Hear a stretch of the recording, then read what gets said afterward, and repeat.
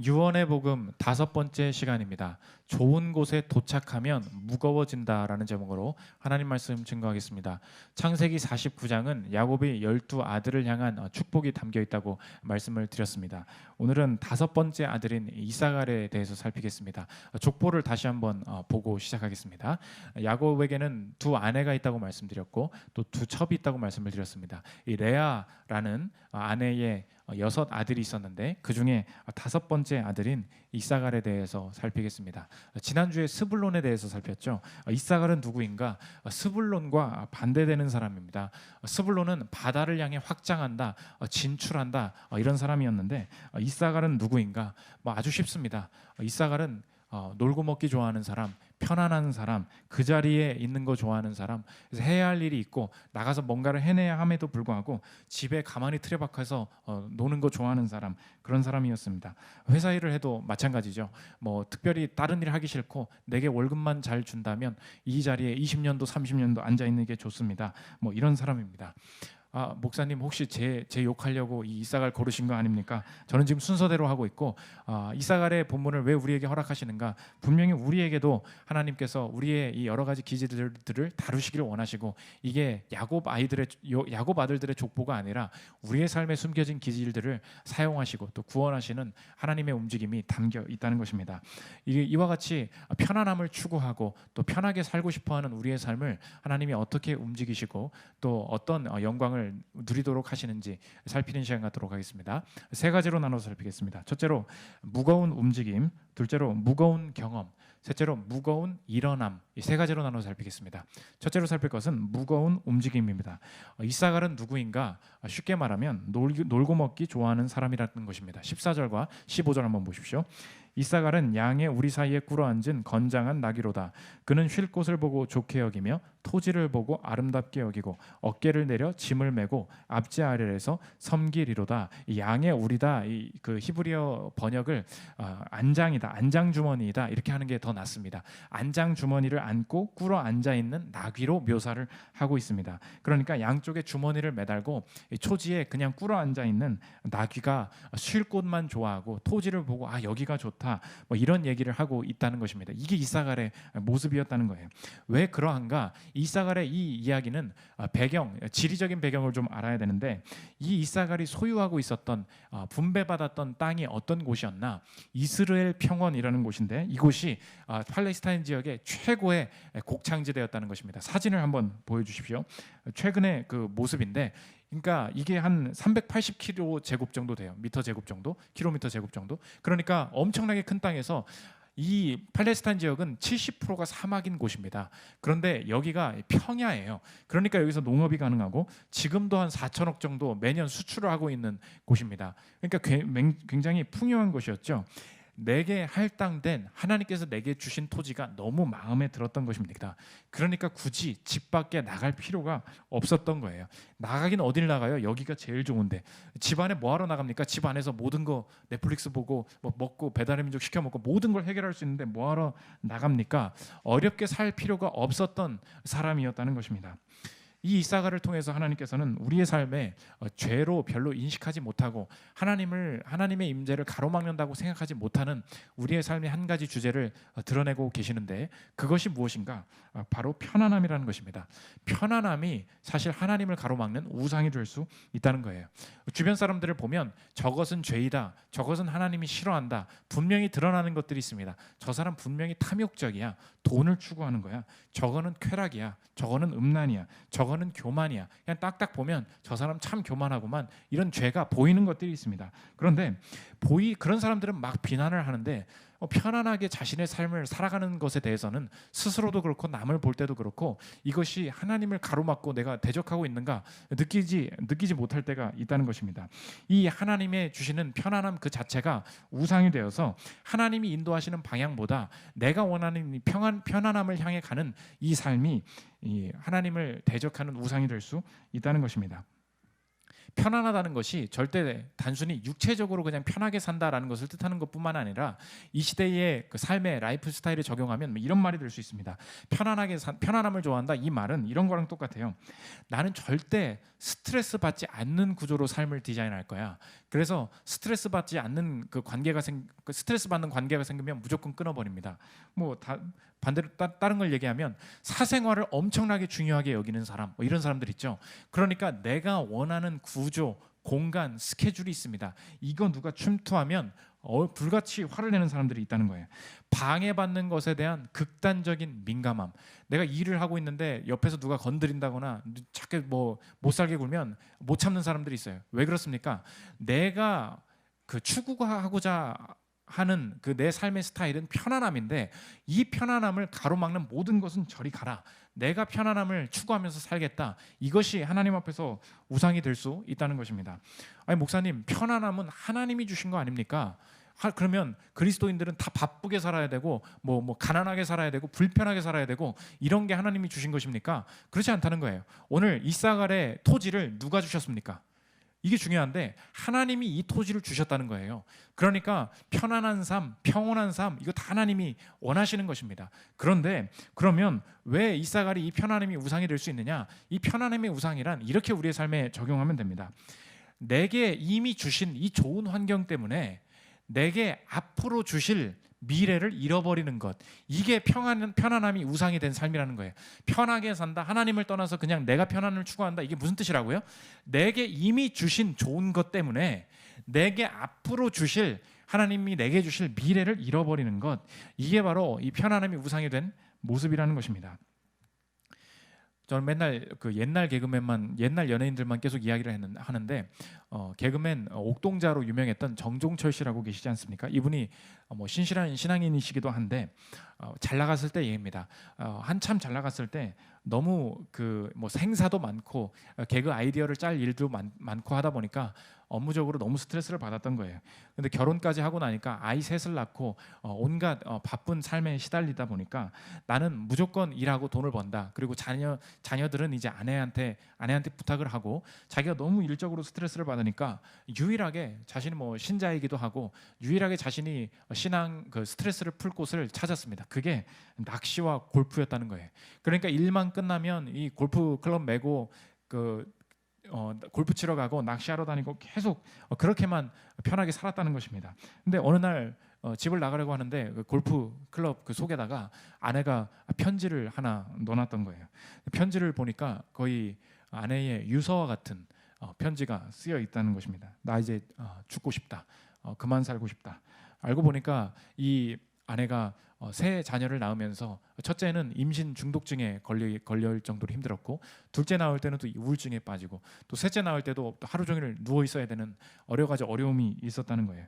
그런데 자신은 열심히 돈을 벌어다 주고 이렇게 일을 했는데 아내는 뭐 죽어가고 있었던 거죠. 뭐가 이렇게 힘들었는가? 편지를 들고 벌벌 떨면서 자신의 삶이 변화되는 계기가 되는데, 이분이 이때부터 자신이 골프와 낚시를 절제하고 새로운 삶, 직업을 내려놓고 새로운 삶에 도전하게 되는데, 요새 뭐 인스타 보시면 옥주부로 유명합니다. 엄청 요리 잘하는 사람이 돼가지고 사업도 엄청 잘하시고, 그런데 자신의 계기가 되는, 자신이 생각하는 이 편안함, 자신의 삶을 벗어나는 이 계기가 이거였다는 거예요. 이분의 이야기를 한번 들어보십시오. 저희 부부가 2006년에 결혼했는데 새 아이를 낳고 식구가 많아지다 보니 저는 가정보다는 일을 좇게 됐어요. 자연스럽게 가족들에게 소홀해졌죠. 그러던 어느 날 아내가 편지 한 통을 줬어요. 편지를 읽는데 손이 바들바들 떨리고 눈물이 줄줄 나왔어요. 미안하다는 생각밖에 안 들었어요. 뼈 아프게 후회했고 반성했죠. 이후 방송 활동을 중단하고 아내랑 시간을 많이 보내야겠다고 다짐했는데 몇 년 사이 아내와 대화하는 법을 잊은 거예요. 어떤 말을 해야 할지 모르겠어서 내일 뭐 먹을까? 라고 물었는데 이 질문으로부터 옥주부 인생이 시작됐어요. 이 한 개그맨의 삶을 통해서 우리가 알 수 있는 것이 무엇인가? 우리가 편안한 삶을 추구한다라는 그 말이 스케줄 없이 그냥 놀고 먹으면서 삽니다, 그런 뜻이 아니라는 것입니다. 우리가 나는 스스로 잘 알고 있어요. 나는 내가 바쁘게 사는 라이프 스타일이 있습니다. 바쁘게 살면서도 편안함을 추구할 수 있다는 거예요. 그게 무슨 말인가? 내가 너무 일이 바쁘고 내가 학업으로 너무 바쁘다 보니까 내 방식대로 나는 이렇게 사는 것이 편안한 거야 라는 스케줄링, 내 삶의 라이프 디자인을 딱 세워놓고 이것 외에는 아무것도 싫어 라고 하면서 내가 바라는 편안함을 추구하는 삶이 있다는 것입니다. 지금 이 연예인은 뭐였어요? 스케줄이 없던 사람이 아니었어요. 엄청 바빴던 사람입니다. 그런데 바쁘면서도 사실은 자기는 알고 있다는 거예요.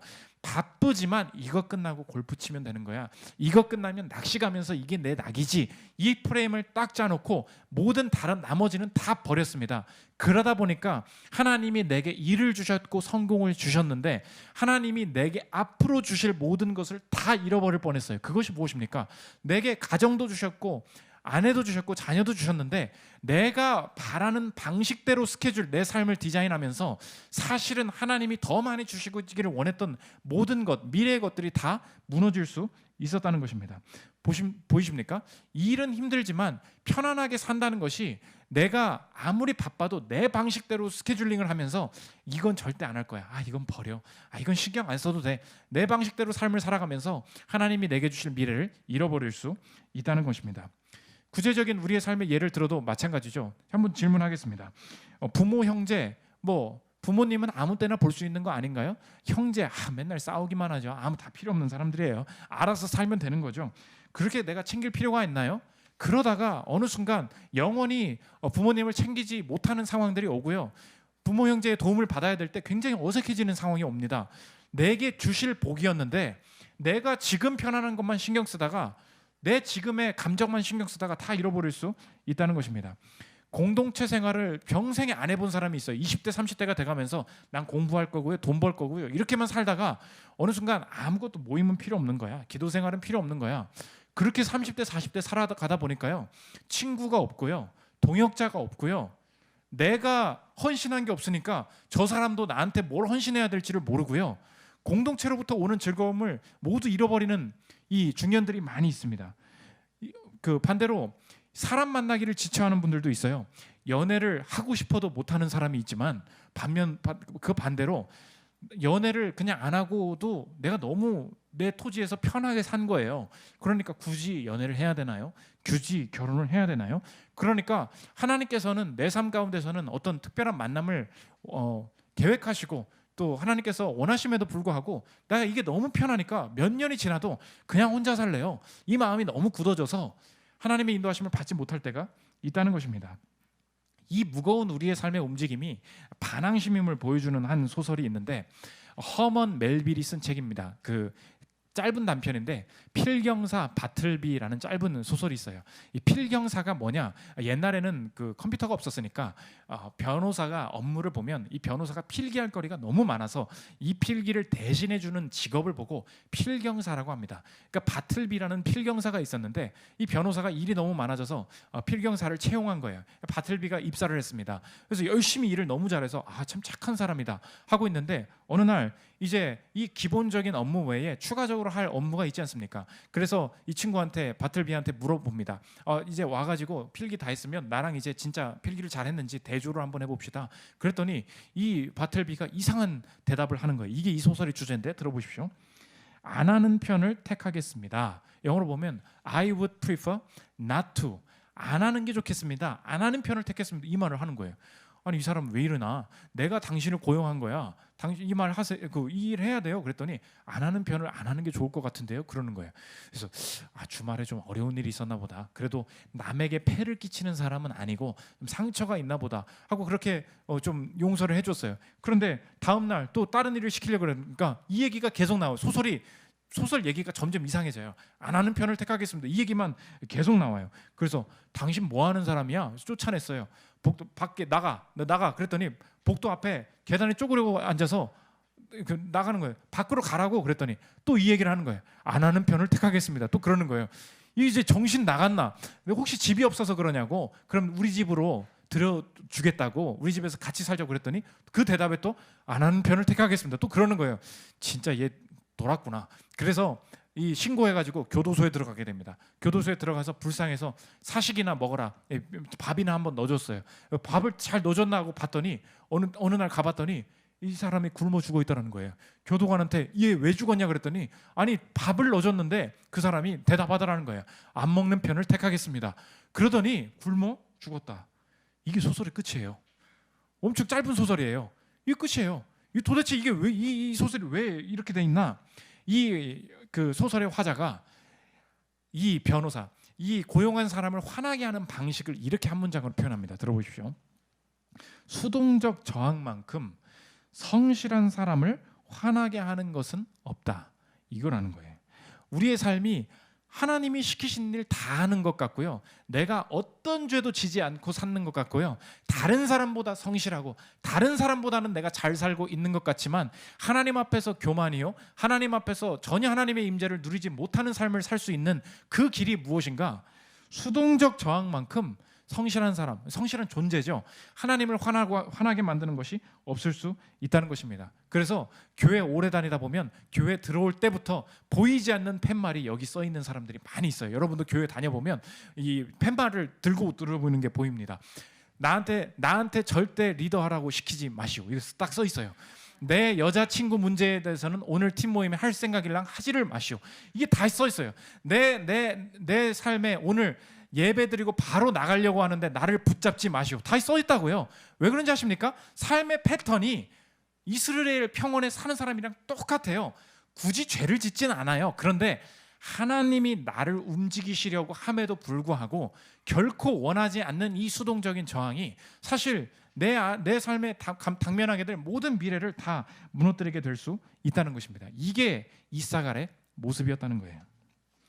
두 번째로 살펴볼 것은 무거운 경험입니다. 그러면 이 나귀처럼 앉아만 있는 이 사람들, 우리 편안함만 추구하는 우리를 하나님이 어떤 경험을 통해서 변화시키시는가? 두 가지 경험을 하게 하시는데, 첫째로는 압박을 경험하게 하시고, 둘째로는 시세를 경험하게 하신다는 것입니다. 첫째로 압박을 경험하게 하신다는 것입니다. 오늘 14절 15절 다시 한번 보십시오. 이사갈은 양의 우리 사이에 꿇어앉은 건장한 나귀로다. 그는 쉴 곳을 보고 좋게 여기며 토지를 보고 아름답게 여기고 어깨를 내려 짐을 메고 압제 아래에서 섬기리로다. 압제를 받을 것이다. 이사갈이 어떤 일이 벌어지느냐? 가나안 땅을 분배받았음에도 불구하고 가나안 사람들을 다 정복하지 못해서 이제 학자들에 의하면, 그리고 사사기에도 나오는데 가나안 땅을 잘 정복하지 못하고 그 족속들이 오히려 이 사람들을 지배하면서 부역을 시키는, 노동을 시키는 일들을 경험하게 됩니다. 그러니까 편한 거 제일 좋아했고요. 내 스타일대로 사는 거 제일 좋아했던 사람인데 이 이사갈이 경험한 게 무엇이냐? 남의 밑에서 부역하면서 봉급을 받아야 되는 삶, 이 삶을 경험하게 만드신다는 것입니다. 이게 하나님께서 왜 이렇게 하시느냐? 압박 속에서 내가 편안함을 추구하는 것이 편해지는 것이 아니라 하나님의 뜻대로 살아야만 궁극적으로 편해질 수 있다는 것을 깨닫게 만드시기 위해서 그렇게 하신다는 거예요.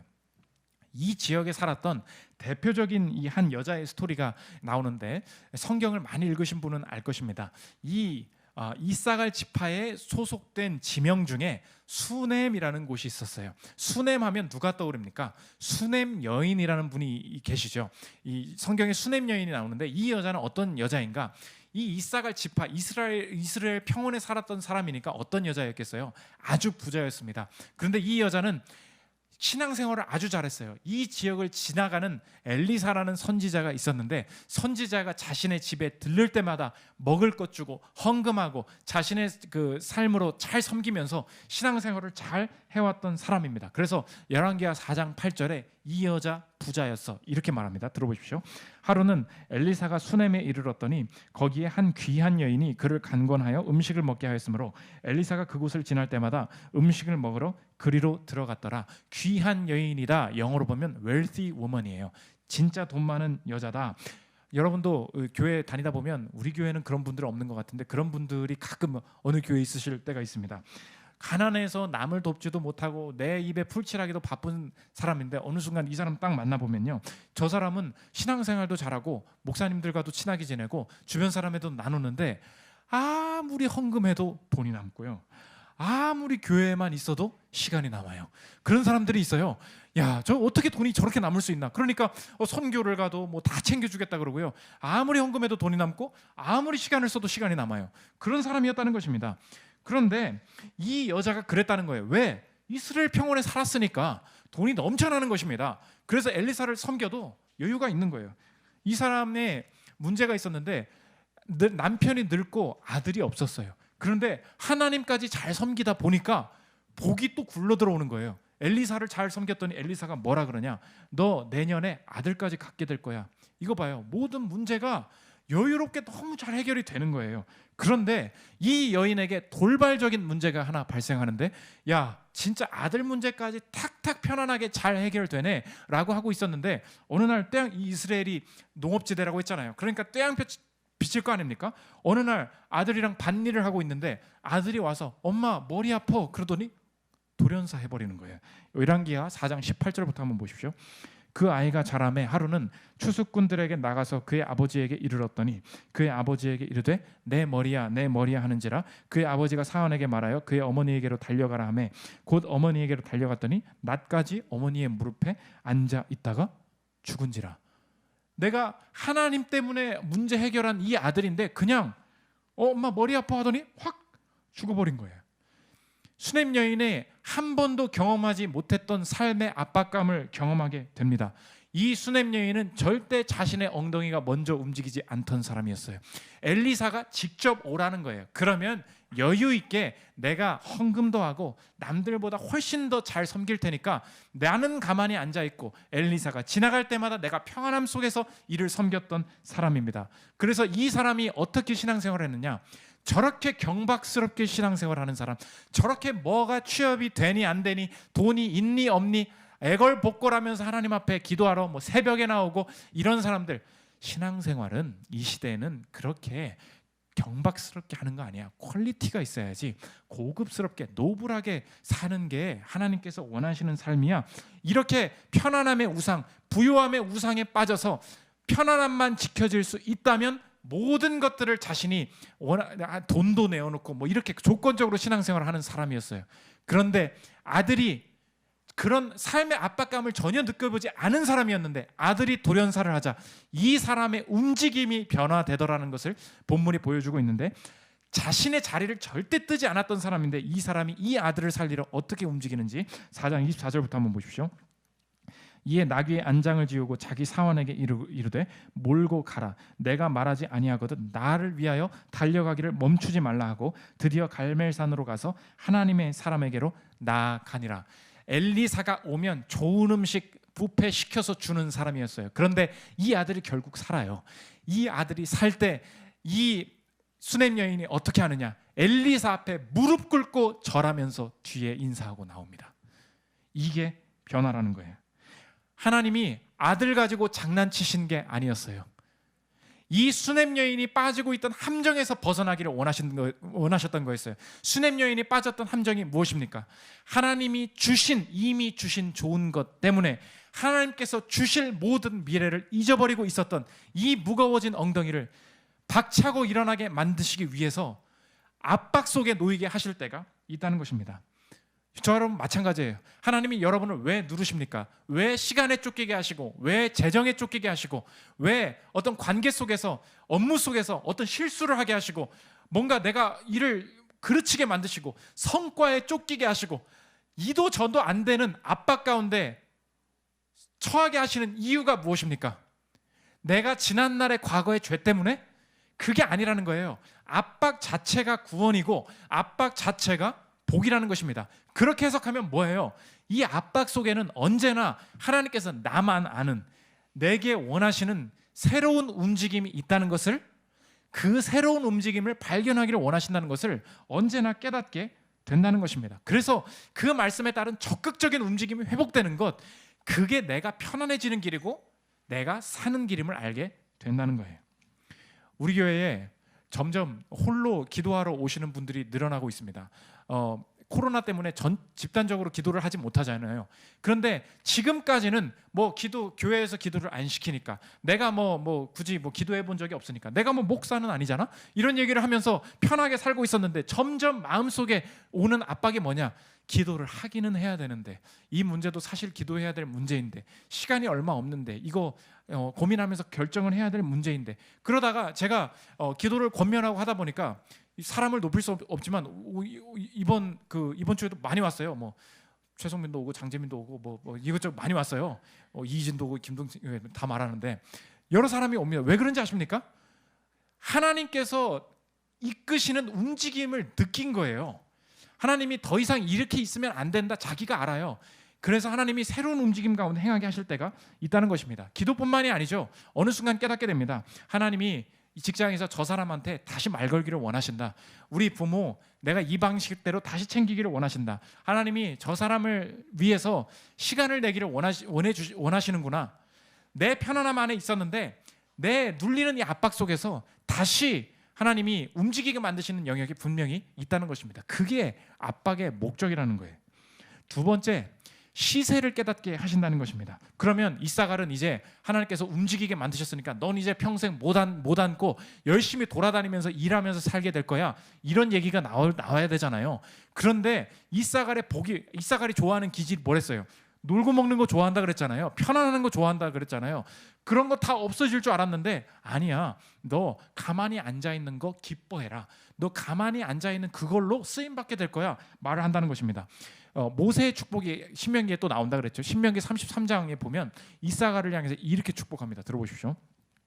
스불론에 대하여는 일러스되 스불론이여 너는 밖으로 나감을 기뻐하라. 이거 지난주 얘기예요. 바다로 나아가게 된다. 그런데 이사갈이여 너는 이제 장막에 못 있게 될 거야, 이래야 되는데 너는 장막에 있음을 즐거워하라. 그들이 백성을 불러 산에 이르게 하고 거기에서 의로운 제사를 드릴 것이며 바다의 풍부한 것과 모래에 감추어진 보배를 흡수하리로다. 이 19절의 복이 스불론과 이사갈 모두에게 해당되는 복이라는 거예요. 그러니까 스불론은 어떻게 쓰임 받았습니까? 진출하고 확장하고 새로운 것을 향해 나아가면서 그걸 기뻐해라 그랬는데, 이사갈은 너도 이제 가만히 있지 말고 빨리 너도 바다로 나가봐, 이러지 않고 이 기질은 뭐냐? 장막에 있고 싶니? 장막에 있음을 즐거워하라, 이렇게 말씀하신다는 거예요. 그럼 도대체 아까는 일어나라 그러더니 지금 앉아있으라, 지금 무슨 말입니까? 이게 무슨 말이냐? 이 이사갈에게 주어지는 복은 뭐냐? 지혜, 재치, 시세를 이해하는 자가 되어서 쓸데없이 움직이는 것이 아니라 필요할 때에 움직일 줄 아는 이 지혜를 가지고 살게 될 거라는 것입니다. 그래서 이 이사갈 지파가 나중에 다윗이 군대를 모을 때 각 지파별로 군대의 특징이 있었는데, 이사갈은 어떤 자들이었나? 이사갈 속에는 다 시세를 아는 자들만 모여 있네요. 역대상 12장 32절을 보십시오. 이사갈 자손 중에서 시세를 알고 이스라엘이 마땅히 행할 것을 아는 우두머리가 200명이니 그들은 그 모든 형제를 통솔하는 자이며, 시세를 안다, 영어로 보니까 understanding of the times, 타이밍을 이해하고 있는 사람입니다, 그런 뜻이라는 거예요.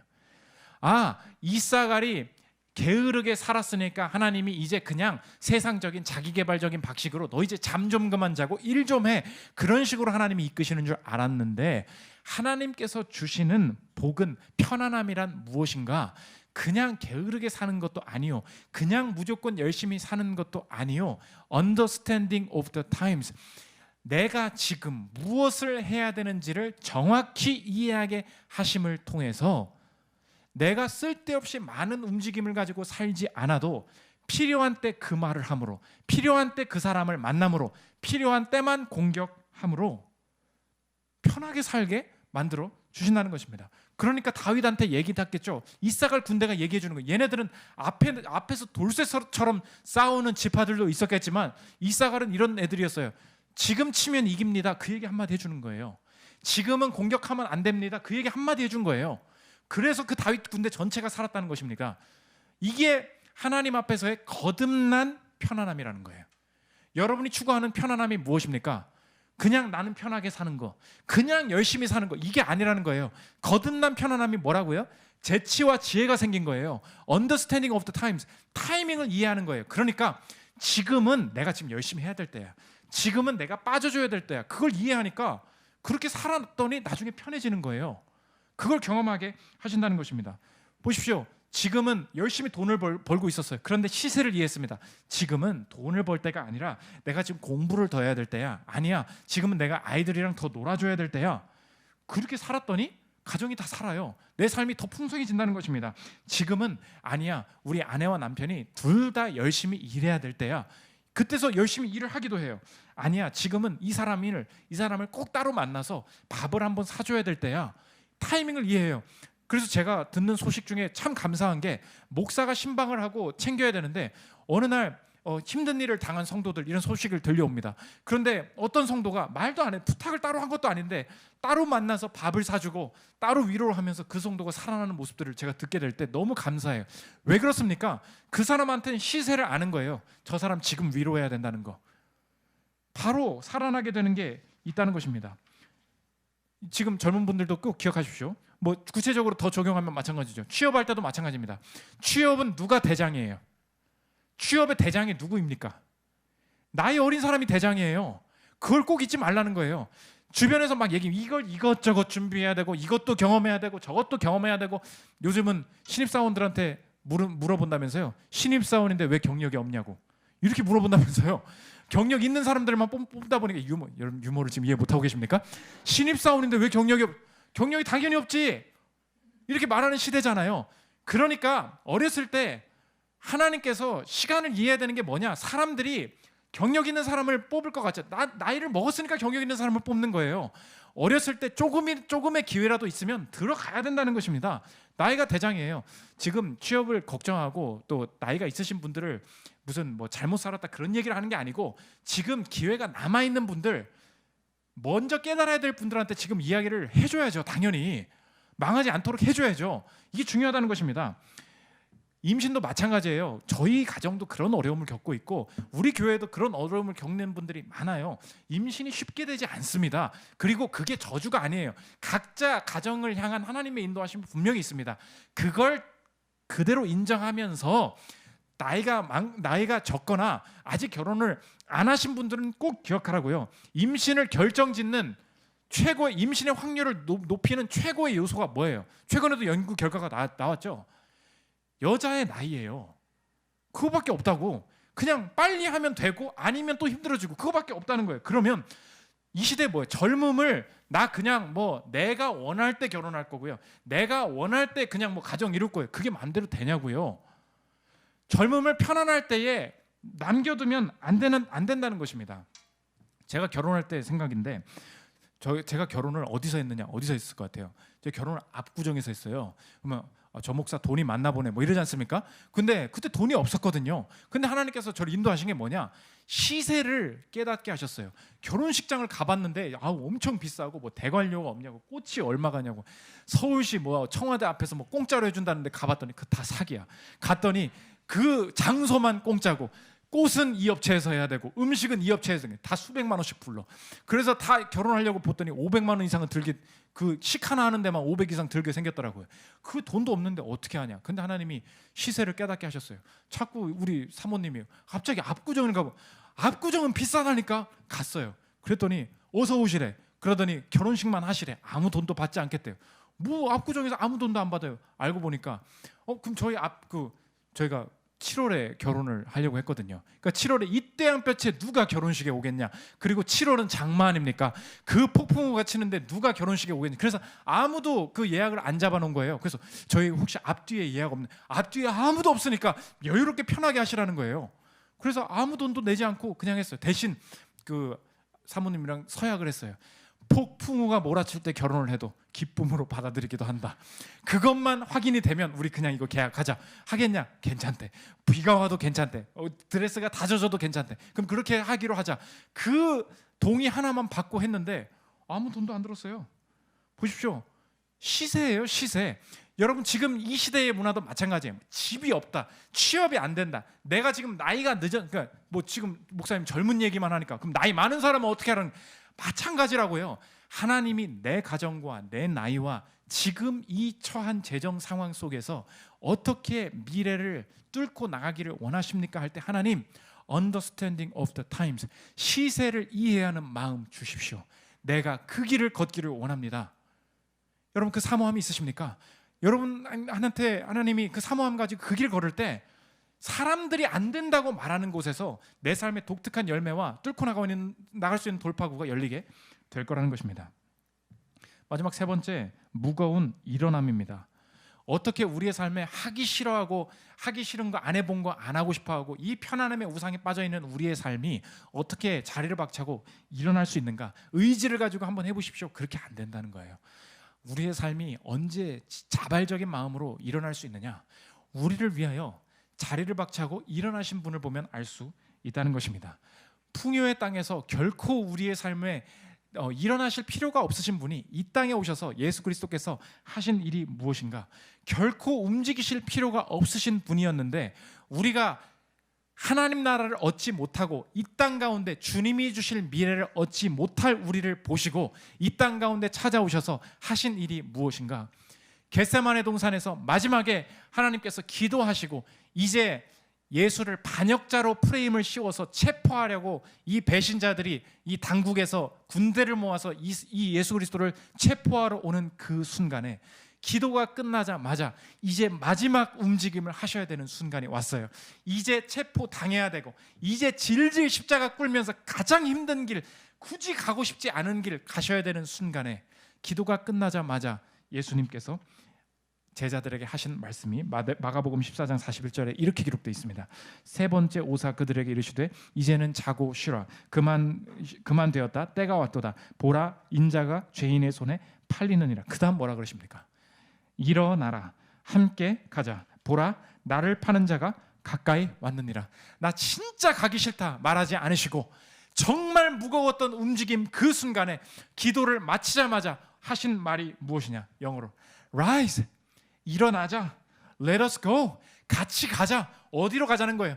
풍요의 땅으로 가자는 게 아니었어요. 십자가 지러 가자는 거예요. 근데 그 어조가 무엇입니까? 나 같이 가자는 거예요. 너희들 나랑 같이 가자는 거예요.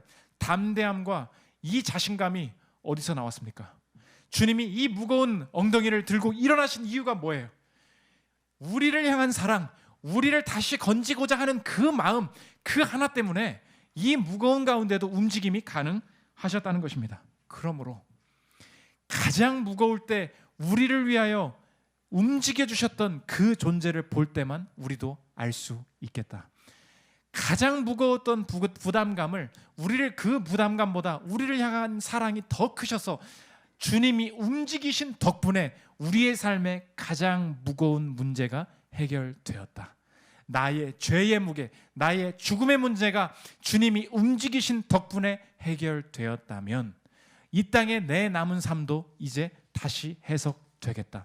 내 삶에 너무나 많은 내가 이 스타일을 절대 벗어나고 싶지 않고 이 사생활, 내 라이프 스타일 절대 침해받고 싶지 않아서 남들에게 화를 내면서 나의 삶을 지켜내고 있었는데 주님께서 내 삶에 압박을 허락하시고 주님께서 내 삶에 새로운 움직임을 허락하시는 것은 이 압박감은 결코 나를 저주하시거나 나에게 무관심하시거나 내 삶을 버리고자 심판하시고자 이 삶을 허락하신 것이 아니요, 분명히 내 삶의 편안함은 주님만이 주실 수 있음을 깨닫고 이 새로운 움직임 속에 하나님이 주시는 평안함을 누릴 수 있음을 확신하리라. 더불어 내 삶에 지혜가 생겨 이 압박 속에 시세를 분별하여 필요한 때 움직일 줄 아는 지혜 속에 내 삶을 주께 드리리라. 이 삶이 가능하게 된다는 것입니다. 내 삶을 위해서 움직여 주신 주님, 아무도 내 인생의 문제를 위해 움직여 주지 않는 이 압박감 속에서도 내가 주님 뜻 따라 움직일 때 돌파구가 열릴 줄을 믿습니다. 이 고백이 가능하다는 거예요. 그래서 마지막에 예수님이 그래서 주님의 인도하심은 가벼운 거야. 마태복음 11장 28절부터 읽고 마치겠습니다. 수고하고 무거운 짐진 자들아 다 내게로 오라. 내가 너희를 쉬게 하리라. 나는 마음이 온유하고 겸손하니 나의 멍에를 메고 내게 배우라. 그리하면 너희 마음이 쉼을 얻으리니 이는 내 멍에는 쉽고 내 짐은 가벼움이라 하시니라. 저 여러분, 이 시대에 자신만의 평안함을 추구하라는 이 시대의 목소리를 벗어나서 하나님께서 주시는 진정한 평안함의 길을 걸어갈 수 있는 저 여러분들 되시기를 기도합니다. 내 삶들이 찬양하고 기도하는 시간 갖도록 하겠습니다.